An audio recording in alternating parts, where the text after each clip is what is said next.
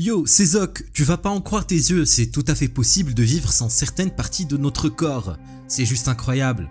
Des gens ont même prouvé qu'ils pouvaient vivre sans leurs poumons et même leur cœur. Je sais que ça paraît fou, mais c'est vrai. Alors, tu veux savoir qui sont ces héros de la vie? Allez, viens, je vais te raconter leur histoire.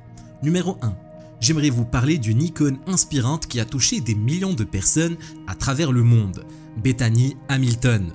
Son histoire est l'un des comebacks les plus célèbres de notre temps, basé sur la persévérance, la foi et l'espoir. À l'âge de 13 ans, Bethany était une surfeuse étoile montante, mais un requin-tigre lui a arraché le bras gauche, ce qui a semblé être la fin de sa carrière de rêve. Cependant, un mois après l'attaque, elle est retournée surfer et en 2 ans seulement, elle avait remporté son premier titre national de surf. La foi de Bethany lui a donné la force, la vérité et l'espoir nécessaires pour surmonter cet événement traumatisant et cette force est devenue son pilier. À 17 ans, elle a réalisé son rêve de surfeur professionnel et elle continue de participer à des compétitions de surf aujourd'hui. Elle a touché et inspiré de nombreuses personnes à travers le monde grâce à son message de foi, ses actions pour aider les autres et son esprit. C'est une épouse et une mère et en tant que surfeuse professionnelle, auteure et conférencière motivante, elle continue d'inspirer les gens à travers son blog, son cours en ligne et son programme de mentorat mère-fille appelé l'expérience Ohana. Numéro 2. En 2008, Dallas a été gravement brûlé lorsqu'il a touché une ligne électrique haute tension. Après une douzaine de procédures de débridement pour retirer la peau brûlée, il a reçu la première greffe complète de visage aux États-Unis il y a 1 an. Maintenant, il peut sentir à nouveau et sentir les baisers de sa fille, ce qui avait toujours été l'un de ses souhaits les plus profonds. Bien que Dallas ait des yeux artificiels et qu'il soit toujours aveugle, il récupère mieux que ce que les médecins pensaient à l'hôpital Brigham and Women's de Boston. Il n'a plus de dents, ce qui rend difficile pour lui de parler, mais il peut faire plus de choses avec son visage que ce que l'on pourrait penser. Chaque fois qu'il le voit en consultation, les médecins sont étonnés car il fait plus de choses et ressent plus de sensations que la dernière fois. Et quand il commence à sourire, les médecins sachent très bien ce qu'il ressent. Numéro 3. Paul Alexander. Paul Alexander, un homme qui a surmonté l'adversité pour réaliser ses rêves malgré les obstacles.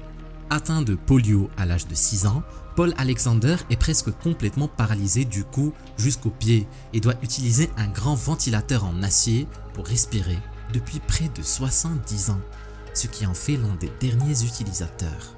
Cependant, malgré ses limitations physiques, il a réussi à obtenir de bonnes notes au lycée et a obtenu une bourse pour l'université Southern Methodist. Il a finalement obtenu un doctorat en droit de l'université du Texas à Austin en 1984 et a travaillé en tant qu'avocat en 2020. Paul Alexander a écrit un livre intitulé « 3 minutes pour une vie de chien dans des poumons d'acier » dans lequel il raconte son expérience de vie. Il a travaillé sur le livre pendant 5 ans, écrivant chaque mot à la main avec un stylo et un bâton qu'il tenait dans sa bouche. Dans une interview vidéo, il a déclaré qu'il voulait faire des choses que les gens lui disaient qu'il ne pouvait pas faire et réaliser ses rêves. Quelle inspiration! Numéro 4. Terry Fox était un jeune sportif talentueux qui aimait jouer au basketball, au football et participer à des compétitions d'athlétisme. Mais tout a changé lorsqu'il a été diagnostiqué avec un ostéosarcome à l'âge de 18 ans. Pour empêcher le cancer de se propager, il a dû subir une amputation de la jambe droite au-dessus du genou et une chimiothérapie. Malgré les épreuves, Terry Fox a décidé de courir d'est en ouest à travers le Canada pour collecter des fonds pour la recherche sur le cancer. Son objectif était de collecter $1 de chaque Canadien. Il a commencé son marathon de l'espoir le 1er avril 1980 à l'extrémité est du Canada, courant 50 km chaque jour, presque l'équivalent d'un marathon. Son meilleur ami Doug Albert et son frère Darry Fox l'ont suivi en van pour l'aider. Terry Fox a reçu la plus haute distinction civile au Canada, le compagnon de l'Ordre du Canada, mais malheureusement, il est décédé le 28 juin 1981, mais il a collecté $24 millions pour la recherche sur le cancer, son objectif initial. C'était un héros qui a inspiré des millions de personnes à travers le monde entier grâce à son courage, sa force et son caractère. Numéro 5. Cassidy Hooper est née sans yeux ni nez, ce qui en fait l'une des rares personnes dans le monde dans cette situation.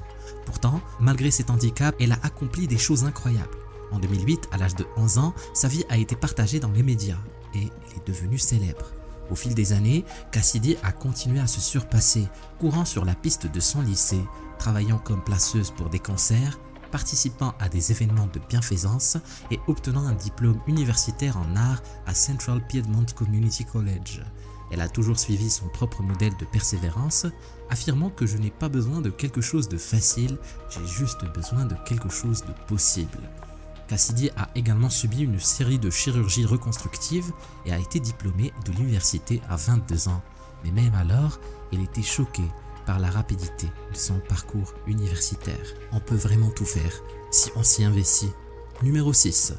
Kyle est surtout connu pour être le premier quadriplégique à avoir gravi le mont Kilimandjaro sans utiliser de prothèse. Il a également fondé la salle de sport CrossFit avec la devise « Pas d'excuses ». Ses exploits physiques impressionnants ne sont que la partie visible de l'iceberg de la vie de Kyle. En effet, ce dernier est né avec une malformation congénitale appelée amputation congénitale, qui affecte ses bras, coudes, jambes et genoux. Malgré cela, ses parents ont refusé de s'en débarrasser, une suggestion que leur infirmière leur a recommandée à plusieurs fois. Sa première année de vie a été normale, mais les choses ont commencé à changer après l'âge d'1 an. Kyle a dû faire face à de nombreux défis physiques et émotionnels tout au long de sa vie. Il a dû apprendre à manger seul, à marcher et à bouger avec des membres atrophiés et à être autonome dans sa vie quotidienne. Son père a décidé de ne plus l'aider à manger pour qu'il puisse apprendre à se débrouiller seul. Une décision difficile mais importante pour la vie future de Kyle. Au-delà des défis physiques, il a également dû surmonter des obstacles émotionnels. Il a été victime de harcèlement à l'école et a lutté contre la dépression. Mais grâce à sa détermination et son esprit combatif, il a réussi à surmonter ces difficultés et à inspirer des gens partout dans le monde. Numéro 7. Oscar Pistorius est un ancien sprinteur sud-africain qui a connu une vie tragique. Né lui aussi avec une malformation congénitale, il a dû être amputé des 2 pieds alors qu'il n'avait que 11 mois. Malgré cette adversité, Pistorius continuait à poursuivre sa passion pour la course en participant à des compétitions de sprint pour les personnes à mobilité réduite, surtout pour les personnes ayant les jambes coupées en dessous du genou. Il a remporté des médailles d'or aux Jeux paralympiques et a été le 10e athlète à participer aux Jeux olympiques et paralympiques. Pistorius a essayé de concourir dans des événements internationaux pour les personnes sans handicap, mais la Fédération internationale d'athlétisme a refusé, affirmant que ses membres prothétiques lui donnaient un avantage déloyal. Cependant, il a remporté le différend juridique le 14 février 2013. Cependant, la vie de Pistorius a pris un tournant tragique en 2013 lorsqu'il a été impliqué dans un scandale de meurtre qui a choqué le monde entier. Il a été arrêté pour avoir tiré et tué sa petite amie, Reva Steenkamp, une assistante juridique et mannequin dans sa maison de Pretoria. Pistorius a affirmé qu'il pensait que Steenkamp était un voleur caché dans la salle de bain. L'année suivante, Pistorius a été jugé et reconnu coupable d'homicide involontaire, mais pas pour meurtre. Il a été condamné à 5 ans de prison pour homicide involontaire et une peine suspendue de 3 ans pour mise en danger imprudente. Numéro 8. Craig Lewis, un résident du Texas, a été confronté à une maladie rare et potentiellement mortelle, appelée amyloïdose. Cette maladie est caractérisée par l'accumulation de protéines épaisses et collantes sur les organes vitaux, tels que le cœur, le foie et les reins. En mars 2011, son état de santé a empiré et même un pacemaker ne pouvait plus le sauver. Heureusement, les docteurs Billy Cohn et Buzz Frazier ont eu une idée innovante pour pomper le sang à travers le corps sans nécessité de battement cardiaque. En utilisant des moteurs, ils ont pu tester cette méthode sur des veaux et ont ensuite décidé d'utiliser Craig Lewis comme un sujet test. Les médecins ont réussi à remplacer le cœur de Craig par 2 pompes centrifuges et même si on ne lui avait donné que 12 heures à vivre, après l'opération, Craig est sorti en vie et en bonne santé grâce à cette méthode innovante. Cette solution a été extrêmement efficace pour sauver sa vie et pourrait également aider à traiter d'autres patients souffrant de maladies cardiaques graves. Numéro 9. Tina Earls a traversé une épreuve difficile lorsqu'elle a découvert une plaie sur son nez en 2012. Elle ressentait un écoulement nasal et une insensibilité du côté gauche de son visage, ainsi qu'une démangeaison persistante. Bien qu'elle ait consulté un médecin en octobre 2013, qui a diagnostiqué un follicule pileux infecté, les symptômes ont persisté et Tina a remarqué une bosse sur le côté de son nez en janvier 2014. Malgré la visite d'un spécialiste du nez et de la gorge qui a écarté la bosse en la qualifiant de simple éraflure, Tina a essayé plusieurs antibiotiques mais aucun n'a fonctionné. En avril 2014, une biopsie a révélé que Tina avait un cancer. Elle a subi une intervention chirurgicale pour enlever une partie de son nez, mais le cancer s'est avéré plus grave que prévu. Les médecins ont recommandé une radiothérapie, mais Tina ne voulait pas passer ses journées à subir des traitements. Elle a alors cherché de l'aide auprès du Centre de traitement du cancer de l'Amérique. Après plusieurs interventions chirurgicales, Tina a été déclarée exempte de cancer. Cependant, consciente du risque élevé de récidive, elle a pris la décision difficile de se faire retirer complètement le nez pour préserver sa santé et son bien-être. Bien que cela ait entraîné des changements dans son apparence, elle a choisi de se concentrer sur sa santé et sa famille. Numéro 10. Tiffany Jagger n'aurait jamais pensé devenir danseuse professionnelle à cause de sa maladie, le syndrome de Charcot-Levin.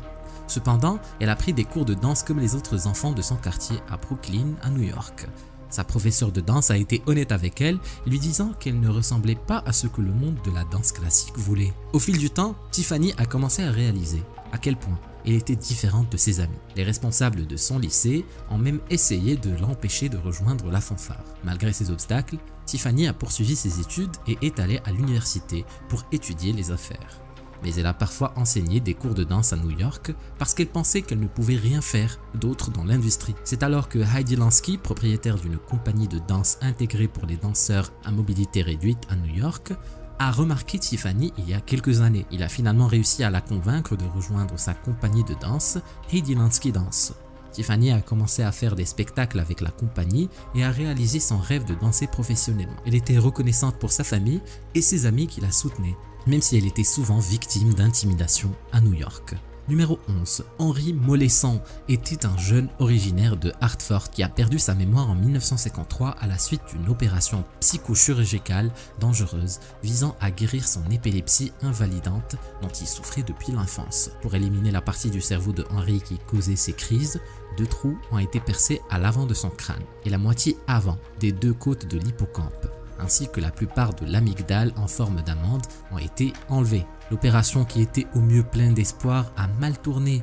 Henry, âgé de 27 ans à l'époque, était incapable de stocker ou de se rappeler de nouvelles expériences.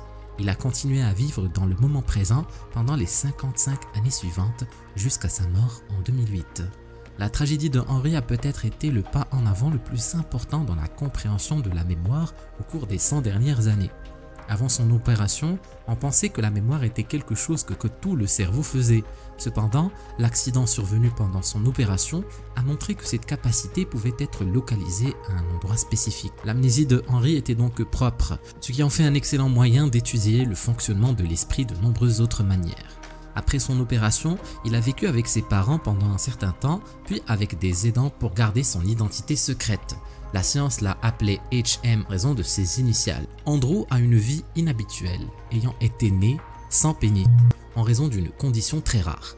À 44 ans, il a cherché une solution pour se sentir plus à l'aise dans son corps et a décidé de se faire implanter un organe robotique construit à partir de ses propres muscles, peau et nerfs provenant de ses bras.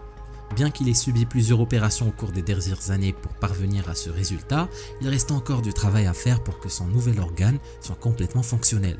Pourtant, Andrew ne se montre pas très enthousiaste à l'idée d'avoir un premier contact physique avec une femme. Cependant, cette réticence a en réalité eu un impact positif sur ses relations avec les femmes. Il a appris à prendre son temps et à respecter les limites de ses partenaires. Les femmes ont souvent été enchantées de rencontrer un homme doux et attentionné qui ne cherchait pas uniquement une relation physique rapide. Numéro 13. Kelly, une jeune femme de 23 ans, est née sans en raison du syndrome microtemps cluster, ce qui signifie qu'elle n'a pas de col d'utérus ni d'ouverture vaginale. Elle a été diagnostiquée à l'âge de 18 ans après une visite chez le gynécologue pour comprendre pourquoi elle n'avait pas encore ses règles. Kelly a toujours su que quelque chose n'allait pas. Mais ce n'est qu'après avoir vérifié si elle avait une ouverture qu'elle a compris que quelque chose n'allait pas. Cependant, Kelly a de bonnes nouvelles. Elle est sur le point de subir une intervention chirurgicale qui va changer sa vie en lui permettant de profiter de la vie avec son petit ami. Elle a déjà réussi à rassembler plus de 21 000 $ grâce à une campagne GoFundMe et elle est impatiente d'avoir sa chirurgie. Numéro 14. Belle Jackson est née avec 80% de son cerveau et de son crâne manquant. Les médecins ont d'abord réalisé que quelque chose n'allait pas dans le développement de Jackson quelques semaines seulement après la grossesse. L'échographie a montré que son cerveau ne se développait pas normalement et les médecins ont recommandé aux parents de s'en débarrasser. Ils ne pensaient pas que Jackson survivrait, mais ses parents ont refusé de mettre fin à la grossesse en raison de leur foi chrétienne dévouée. Et voilà que Jackson a 3 ans aujourd'hui et continue de survivre à toutes les prévisions des médecins. Jackson a été diagnostiqué avec une malformation cérébrale rare appelée microhydranéencéphalie. On en sait peu sur cette condition, si ce n'est que la plupart des bébés qui en sont atteints ne vivent que quelques jours. Numéro 15. Janelle, bien qu'elle ait 6 ans, commence tout juste à apprendre à utiliser ses jambes et ses bras. Elle est née avec un trouble rare qui a fait disparaître ses os, mais elle pourrait avoir une nouvelle chance dans la vie grâce à une nouvelle thérapie expérimentale qui régénère ses os. Lorsque Janelle est née sans os, les médecins lui ont donné un jour ou 2 à vivre. Elle n'avait pas de côte pour soutenir sa respiration, pas de crâne pour protéger son cerveau et était incapable de bouger son propre corps. Elle a été traitée avec un médicament enzymatique révolutionnaire qui l'aide à développer un squelette. Il n'est pas clair comment le traitement affectera son développement à long terme, mais les médecins espèrent que Janelle rattrapera éventuellement les enfants de son âge. Les super pouvoirs existent. Clique sur cette vidéo pour voir comment cet homme arrive à tirer ce train avec ses dents seulement. Clique sur la vidéo. Vas-y, clique.